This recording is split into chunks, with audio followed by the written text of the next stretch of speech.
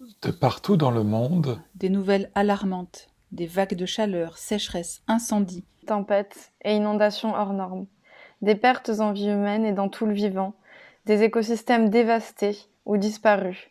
Le monde est 1,1 degré plus chaud qu'avant la révolution industrielle, et les effets sont déjà visibles partout.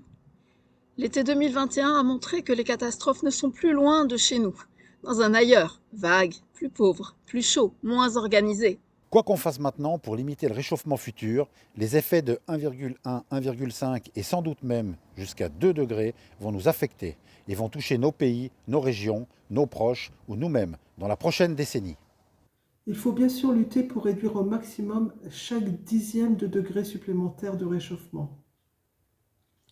Mais contre les effets du réchauffement actuel et de celui qu'on n'arrivera pas à éviter dans le futur, il n'y a qu'une voie rationnelle. Nous allons devoir nous adapter.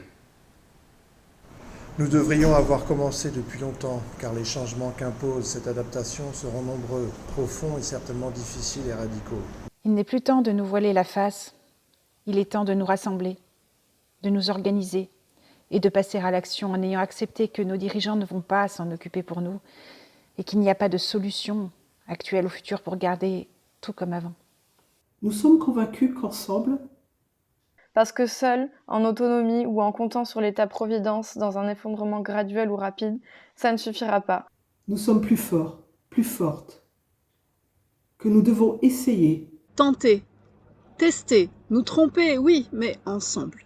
Adaptation radicale, radicale que nous entendons comme à la racine, vous propose de vous mettre à l'action, de réfléchir, de discuter le pourquoi et le comment dans un cadre bienveillant et accueillant où chacun et chacune aura sa place pleine et entière. Pas d'experts ou de grands Manitou, mais plein de bonne volonté qui manient tout, enfin qui essaient. Nous avons besoin de vous pour créer de partout des groupes locaux d'entraide ou de rejoindre des groupes déjà formés. L'équipe des Tisserands œuvre pour créer des passerelles entre les mouvements et les initiatives déjà existantes. Nous allons devoir nous réconcilier. Nous ne serons jamais d'accord avec tout le monde. Nous avons déjà nos propres contradictions avec lesquelles nous réconcilier. nous allons devoir restaurer un lien perdu, des savoirs ancestraux, une connexion avec le reste du vivant et non vivant. Œuvrer pour la résilience, même si le mot est à se réapproprier. Nous ne souhaitons pas revenir à l'état antérieur, mais bien créer un nouvel état qui aurait du sens.